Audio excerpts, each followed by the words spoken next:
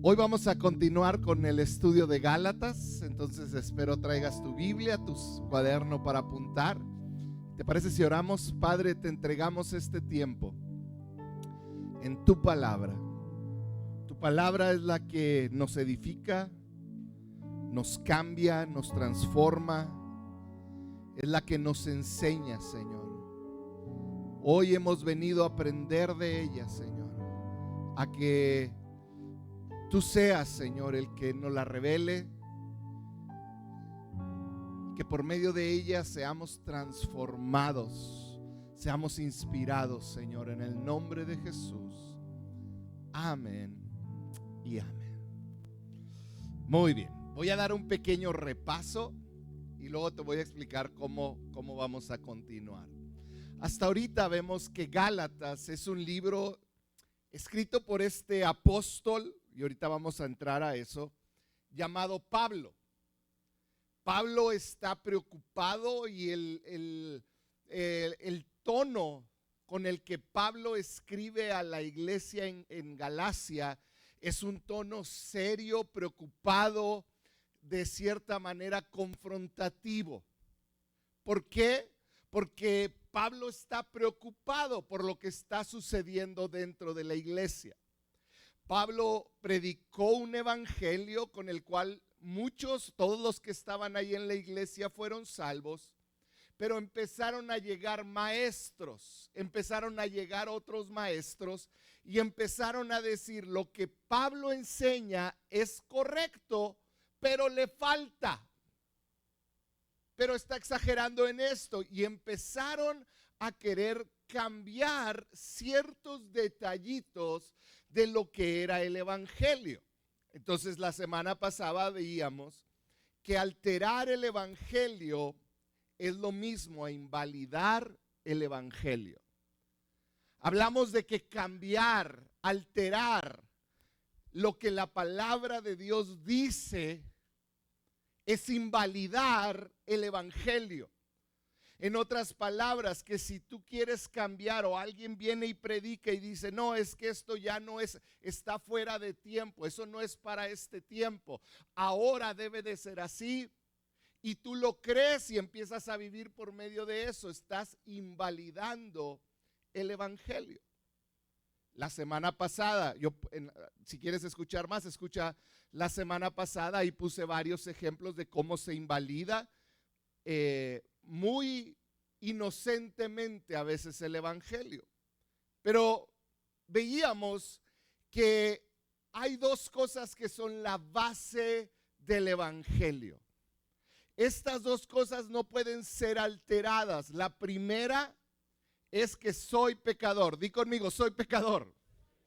Y la realidad es que no puedo hacer, si me van siguiendo por favor en la pantalla, soy pecador y no puedo hacer nada para salvarme. Esta es la primer gran verdad del evangelio. Yo soy un pecador y no puedo hacer absolutamente nada para salvarme a mí mismo. Ni mi mejor esfuerzo, ni haciendo muchas buenas obras, ni haciendo muchas cosas positivas. Dice la Biblia que la paga de nuestro pecado es la muerte.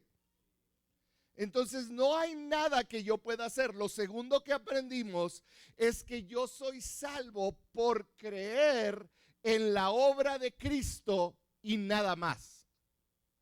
Hace unos momentos cantábamos: el poder de esa cruz. Es por la cruz, no muchos murieron en la cruz, pero solamente uno sin pecado y sin mancha derramó su sangre por amor a nosotros. Al tercer día resucitó. Entonces yo soy salvo por creer en la obra redentora de Jesús y nada más. Yo no puedo pagar mi salvación, como en algún tiempo en algunas iglesias se enseñó, la indulgencia o muchas otras cosas. Esa no es manera de ser salvo. Yo no soy salvo por rezarle, orarle a este o aquel, o por hacer esto o aquello. La única manera en que mi problema número uno, que soy pecador, es quitado es creyendo en la obra de Cristo. Veíamos que no es mi nivel de fe lo que me salva, es el objeto de mi fe, o sea, en quién pongo mi fe lo que nos salva. No es que, no es que yo tengo mucha fe de que me va a ir bien, no, es que yo creo en Cristo y Cristo hizo todas las cosas perfectas para mi bien. Ese es el evangelio. Cuando tú malentiendes lo que es el evangelio, te va a llevar a un mal entendimiento de lo que es Jesús. Entonces, para finalizar el repaso, el mensaje del evangelio es que tú eres salvo por la gracia, por medio de la obra de Cristo y nada más. Si tú pusiste tu confianza en Cristo, reconociendo que eras pecador, que no tenías esperanza fuera de Jesús, si tú reconociste que Él es tu única esperanza y Él es tu todo y pusiste tu fe completa, cambiaste tu manera de caminar por el poder de Dios en ti, entonces tú eres salvo. Ese es el evangelio. Y eso es lo que está diciendo Pablo. Si alguien te dice, aparte de esto, tú necesitas hacerte la circuncisión, era lo que decían los judaizantes.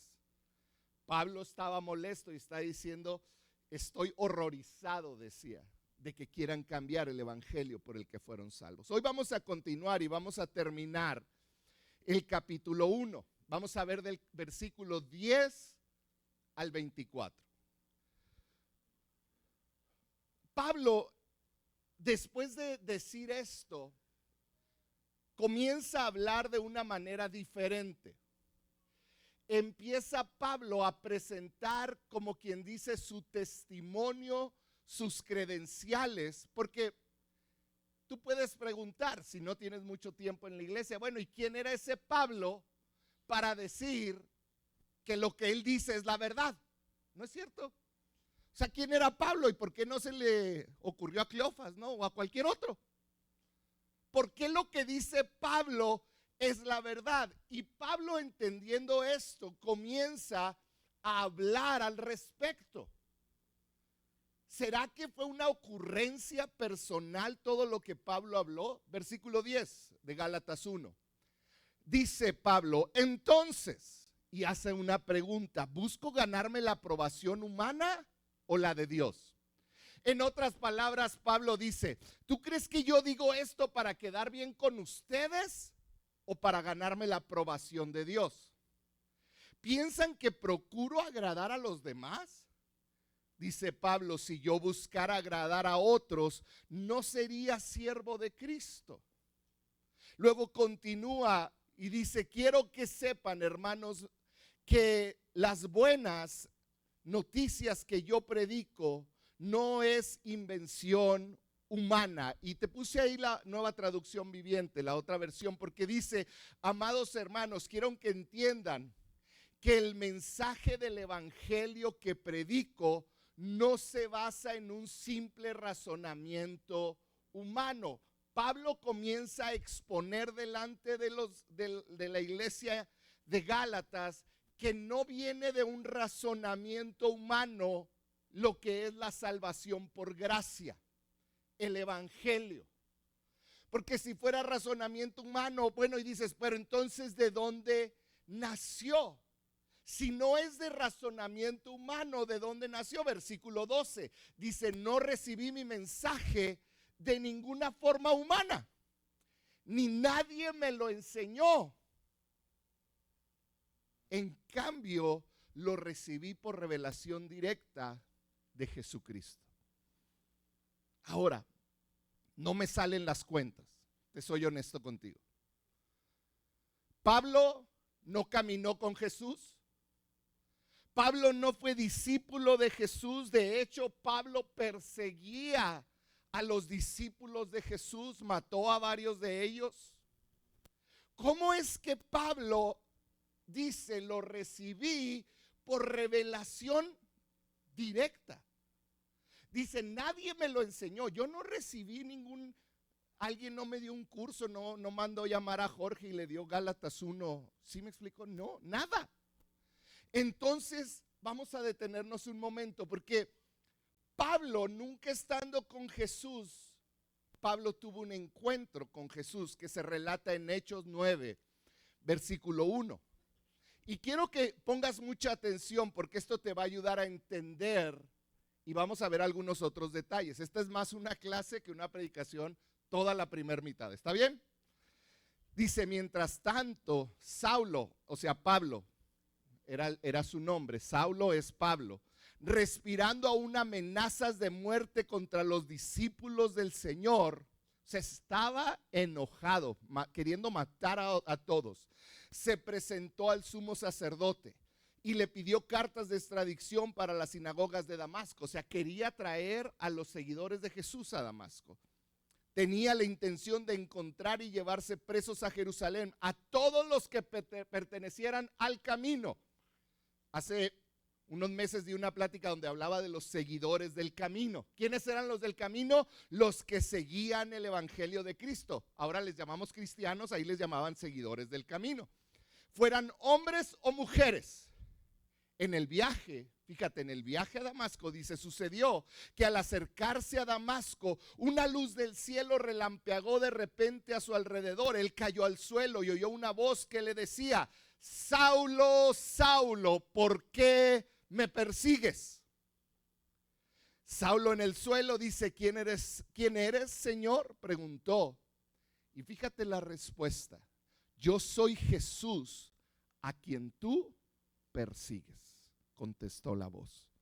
Levántate, le dijo esta voz, o sea, Jesús hablando, le dijo, levántate y entra en la ciudad, que ahí se te dirá lo que tienes que hacer. Los hombres que viajaban con Saulo se detuvieron atónitos porque oían la voz, pero no veían a nadie. Saulo se levantó del suelo, pero cuando abrió los ojos no podía ver, así que lo tomaron de la mano y lo llevaron a Damasco. Estuvo ciego por 3 días sin comer ni beber nada. 3 días estuvo ahí. Después llegó un hombre, oró por él, recibió la vista, y la vida de Pablo tuvo un arrepentimiento y dio una vuelta de 180 grados. De perseguir a los que seguían el camino de Cristo, pasó a convertir a que más y más siguieran el camino de Cristo. Saulo tuvo un encuentro tanto físico y espiritual con Jesús. Leemos que fue tirado del caballo cuando se encontró con esta luz. Él ahí tuvo un encuentro, y los siguientes días y de ahí en adelante, Pablo fue enseñado el evangelio directamente de Cristo. Es lo que todos asumimos, porque si tú sigues leyendo, después de eso salió a predicar un evangelio con un conocimiento tal impresionante. Ahora tú me dices, ¿cómo sabes tú eso? Porque en los siguientes versículos de Gálatas, Pablo platica ese momento donde fue transformado. Y solo es posible lo que sucedió si él conoció a Jesús directamente. Gálatas 1:13, vamos a seguir en la historia ahora, volvemos a Gálatas. Dice, ustedes saben, le dice a la iglesia en Galacia, cómo me comportaba cuando pertenecía a la religión judía y cómo perseguí con violencia a la iglesia de Dios.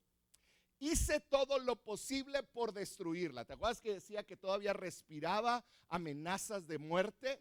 Eso es lo que está diciendo. Dice, yo superaba ampliamente a mis compatriotas judíos en el celo por las tradiciones de mis antepasados. Versículo 15, pero aún antes de que yo naciera, Dios me eligió y me llamó por su gracia maravillosa.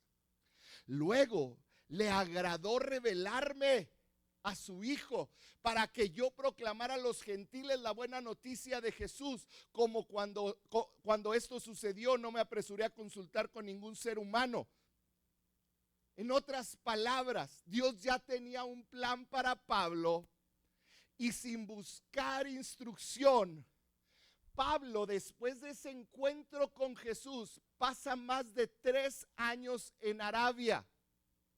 No se dice nada más, pero si leemos el versículo 17, dice, yo no busqué instrucción de nadie, y luego dice el 17, tampoco subí a Jerusalén para pedir consejo de los que eran apóstoles antes que yo. O sea, no me fui a buscar a Pedro, a Juan, no me fui a buscar a Jacobo, no. Dice, en cambio, me fui a la región de Arabia y después regresé a la ciudad de Damasco. Luego, 3 años más tarde, ¿cuántos años? Después del encuentro con Jesús, pasan 3 años que él se va a Arabia y anda allá en las regiones. Regresa a Damasco. Dice, luego fui a Jerusalén para conocer a Pedro y me quedé con él 15 días. Fíjate lo que sucedió. En estos pocos palabras, en estos pocos versículos, renglones escritos por Pablo, Pablo relata lo increíble que sucedió. Sin consultar o ser enseñado por un ser humano, el evangelio de Cristo que Pablo predicaba era totalmente consistente con el de Pedro y de Santiago y de otros que estuvieron con Cristo.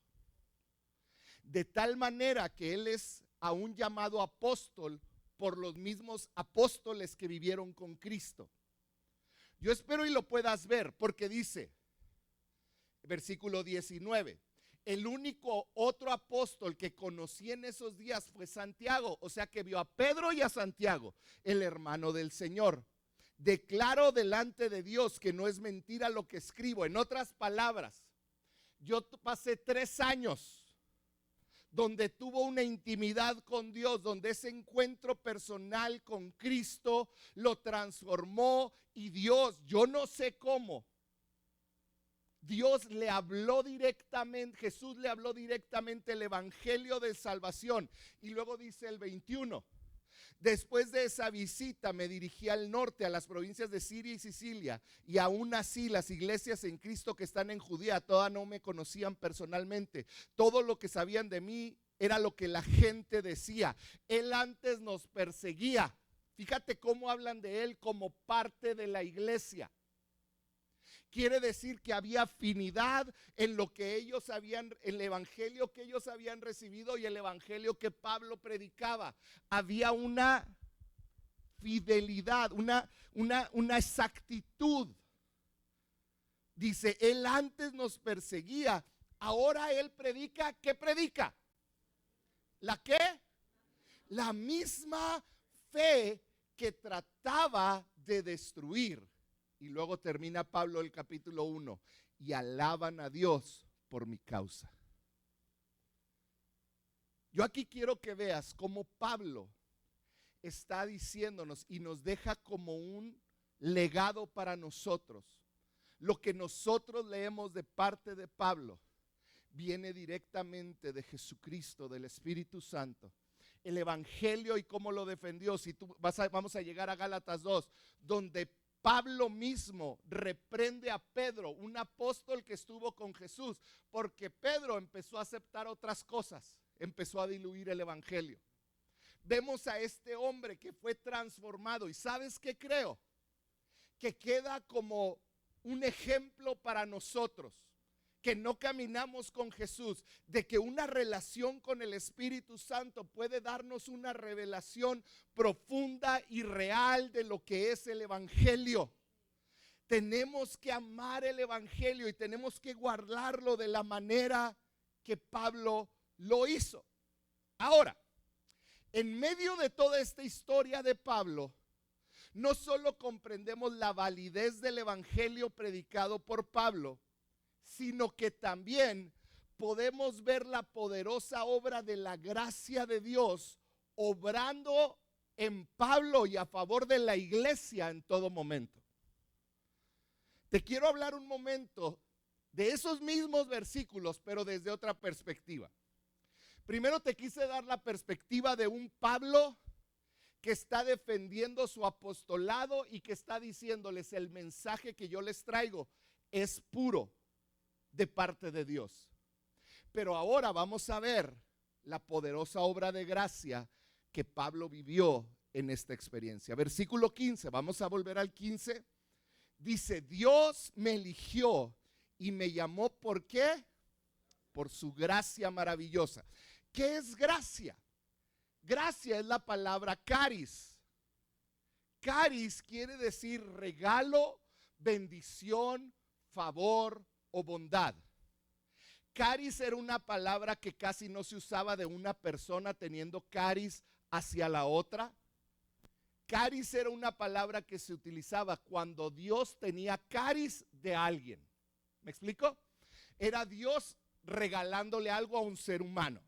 Era Dios bendiciendo a una persona. Era Dios trayendo favor, Dios teniendo bondad de una persona. Entonces dice, Dios me eligió y me llamó por su caris, por su bondad, por un regalo que no merecía, maravilloso. Luego, fíjate lo que dice, le agradó revelarme a su Hijo para que yo proclamara a los gentiles la buena noticia. Vamos a ver una serie de eventos que nos relata este versículo. Pablo lo primero que dice, pónganme la que sigue, es por su gracia, ¿qué cosa? Y esta es una realidad para ti y para mí. No es como que un día en la vida te estaba yendo tan mal y dijiste, ay, ya voy a ir a la iglesia.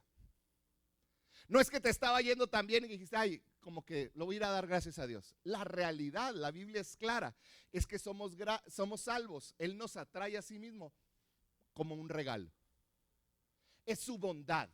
Son sus lazos de amor que nos atraen. Entonces, por su gracia soy salvo, dice el versículo. Dios me eligió y me llamó por su maravillosa gracia. Pero entonces, ¿para qué nos salvó? Porque mira, hay muchos cristianos que ahí nos detenemos o ahí te detienes. Ya soy salvo, que el mundo ruede. Pero entonces, si ese es tu pensamiento, yo dudaría mucho de tu salvación. Porque la salvación es una fuerza que te impulsa a querer compartir esa salvación. Lo segundo que dice Pablo, ahí pegadito al versículo 15, pónganme la que sigue, es por su gracia también, no solo fue salvo, sino que me revela a Jesús. Fíjate bien, versículo 16, después de que me eligió y me llamó, dijo Pablo, luego le agradó revelarme a su Hijo. Yo muchas veces he orado, Señor, revélame más profundamente a Cristo. Porque tenemos que conocer su amor. Tenemos que conocer su obra. No basta con conocer, Él murió en una cruz por mí. ¿Qué es lo que implica para cada uno de nosotros? Es el saber, por un regalo que no merezco, una bondad que no merezco, yo soy salvo, pero ahora Dios, revélame a Jesús de tal manera que produzca, pónganme la siguiente, lo que dice la segunda parte del versículo 16, dice, le agradó a Jesús revelarme a su Hijo. ¿Para qué? Di conmigo, ¿para qué? En otras palabras, tú eres salvo y Él te revela a Cristo con una razón. Y es aquí donde nos paramos muchas veces los cristianos. En otras palabras, ese para qué es que hay un propósito por el cual fuiste salvo y hay un propósito por el cual Dios te está revelando el amor de Cristo para tu vida. No es para que hagas más dinero, no es para que ahora tu matrimonio esté bien, no es para que tengas paz con tus hijos. Hay un para qué. Y ahí dice, ¿para qué yo proclamara a los gentiles la buena noticia acerca de Jesús? El ser salvo, escúchame bien, Pablo estaba diciendo, el evangelio es verdad, este es el evangelio, pero tú fuiste salvo para tener un propósito en tu vida. Tú no fuiste salvo para estar bien tú. Porque hay muchos que son salvos y se les ponen las cosas peores. ¿Cuántos son testigos de esto? Levanten su mano los que les fue peor después de que fueron salvos en distintas áreas de su vida. Levántenla bien en alto, no están presumiendo nada. Voltea a tu alrededor, yo la tengo en alto. Porque la vida No, Cristo no vino para decirte, ay, mi hijo, ahora vengo para que no te pase ya nada en esta tierra. Entonces nos engañaron, ¿no es cierto? Pero el evangelio de Pablo es claro, el evangelio de Cristo es claro. Tú fuiste salvo, se te reveló Jesús para que proclames las buenas noticias de ese Cristo que te salvó. Y si no lo estás haciendo, por eso vives frustrado. Si no lo estás haciendo, si no estás con tus hijos compartiéndoles de Jesús, si no hay en ti la pasión para cuando ves a un necesitado compartirle de Jesús, si no estás dispuesto a sacrificarte un poquito para bendecir a alguien compartiendo de tu amor, mostrándole a Cristo con tu amor, con tu dinero, entonces estás perdiendo el propósito y entonces tienes una salvación que se convierte en hueca, se convierte en una salvación en la que yo simplemente estoy esperando morirme para llegar al cielo. Se convierte en una salvación que es un boleto al cielo, que ya nomás estoy esperando que llegue el camión. Se ríen, pero tenemos que predicar a Cristo. Es lo que Pablo estaba diciendo. Yo fui salvo, se me reveló Jesús y ahora tengo un motivo para vivir. No es para ser mejor, no es para yo vivir más cómodo, para que otros conozcan a Cristo. Esto, fíjate bien, nos muestra la diferencia entre una persona religiosa o que busca la moralidad y un verdadero cristiano. Una persona religiosa ve el ticket que se sacó, ya soy salvo, se sienta y se espera morir.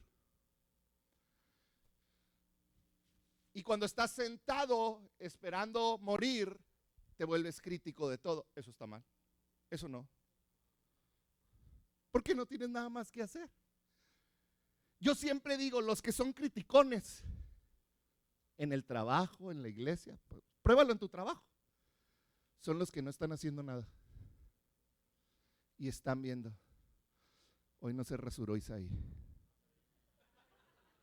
De aquí lo estoy viendo, sí. Y el pastor está hablando, pero mira si no se rasuró. Todos véanlo. Porque cuando no estás haciendo lo que fuiste llamado a hacer, entonces puedes criticar. Tú fuiste llamado. Entonces nos tenemos que hacer esa pregunta. ¿En qué es diferente una persona meramente religiosa o moral a un cristiano? ¿En qué? Pónganme la que sigue, vamos a responderla. El cristiano tiene más que una creencia intelectual en Cristo, tiene una relación personal con Él. Mira, te voy a poner un ejemplo, ¿estás listo? ¿Cuántos les gusta estudiar la Biblia y pelearse con la Biblia? Levante la mano si te gusta. A mí me gusta de repente también, ¿no? ¿Por qué no? Se llama apologética. Pero dime si no te has topado con eso, con un versículo que leí hace el versículo 15. Entonces el pastor cree en la predestinación o no. Muchos de ustedes fue lo primero que vieron en ese versículo antes de la palabra gracia. ¿Cuántos son culpables de eso? Levanten su mano, seamos honestos. Levanten su mano en alto. Ok, y ya están pensando, el pastor creerá en la predestinación. ¿Qué te importa? ¿Cuántos dicen amén?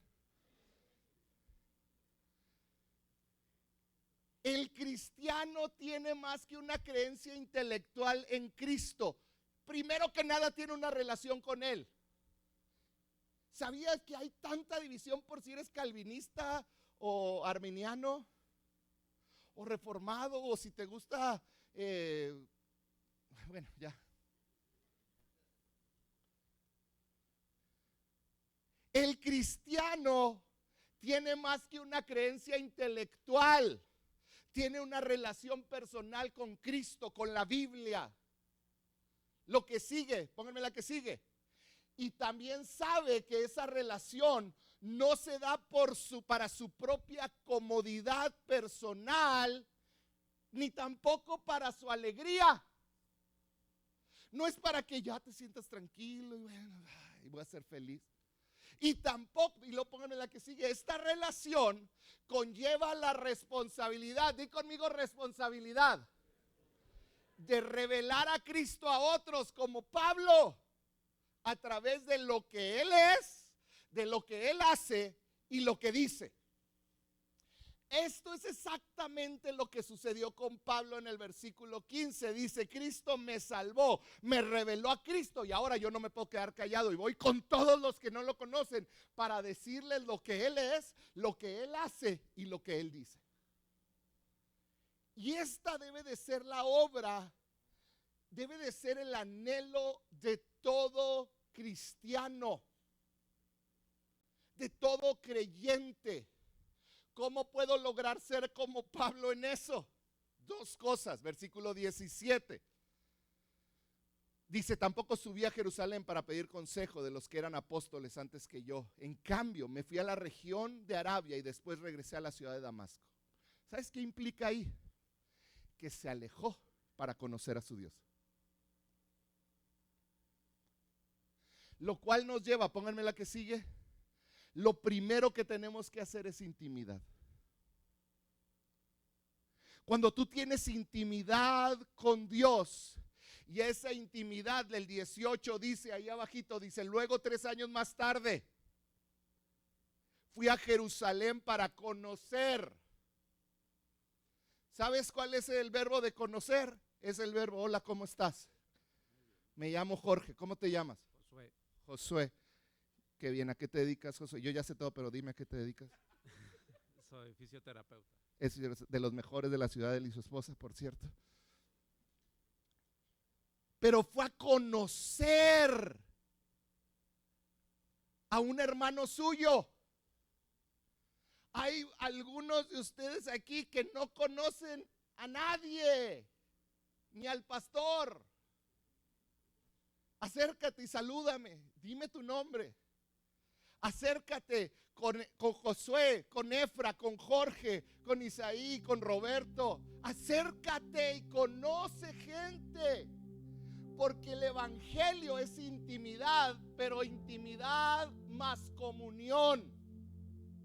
Por eso tenemos que ser parte de una comunidad de creyentes. Yo te felicito por estar aquí.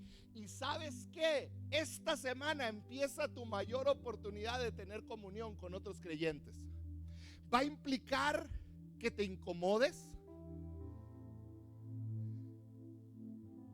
que apartes tiempo, pero eso te va a llevar a tener comunión en un grupo vida. Al final pide una dirección, aunque digas: oh, es que no quiero. Iba a preguntar por los inadaptados como yo, pero yo sé que hay varios aquí. De verlos, los conozco. Nosotros también debemos estar, fíjate bien, leí esto en un libro. Nosotros también debemos estar profundamente arraigados en la comunidad de la iglesia. No debemos de andar de aquí para allá buscando lo que necesitamos sin ser injertados primero en una comunidad compenetrada de otros creyentes. Una vida cristiana así, una vida cristiana ¿cómo? Arraigada primero en una relación personal con Dios por medio de Cristo, y en unidad y al servicio de otros creyentes, conduce a alabar a Dios. Cuando tú te pones a una iglesia así y sirves a otros y te injertas, otros van a adorar a Dios por lo que están viendo en ti. Así termina Gálatas 1:24. Y alaban a Dios. ¿Por qué? No era vanagloria y decir: no, es que ven y dicen: wow, Dios hizo grandes cosas. No, están diciendo: Él nos perseguía y nos apedreaba. Nos andábamos escondiendo de Él. Y ahora Él predica, y no nomás predica, conoce a Cristo, se ve. Y no nomás lo conoce, sino que me abrió la puerta cuando iba entrando a la iglesia. Yo hasta me asusté y me quise regresar. Y me dio un lugar y me atendió, porque era parte. Y eso provocó que la iglesia alabara a Dios.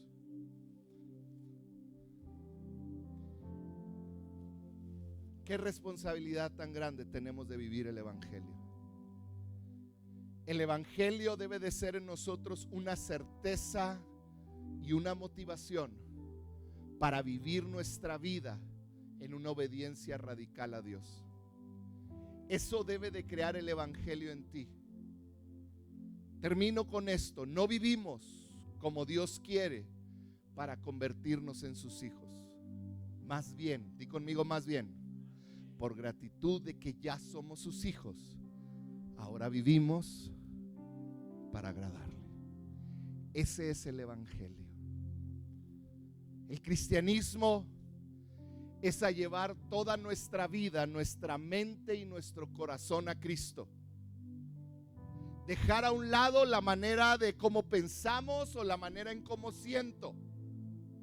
Es dar todo a Él en mi compromiso de una relación con aquel que me salvó, me reveló a Cristo y ahora yo vivo para los demás. Ese es el Evangelio. Eso es lo que Pablo va a seguir hablando estos siguientes capítulos. ¿Por qué no cierras tus ojos? Padre, te damos tantas gracias por tu palabra, porque en ella encontramos vida, en ella encontramos luz. Porque tú nos hablas, nos retas y apuntas esas áreas en nuestro corazón y en nuestra vida que necesitan ser transformadas. Porque es tu palabra la que nos muestra el camino para una vida entregada a ti. Ahí donde estás, dile: permíteme vivir por gracia y en gracia. Ahí donde estás, dile: Señor, que pueda yo vivir amándote, Señor. Si tú has sido salvo, ahí donde estás, dale gracias por tu salvación.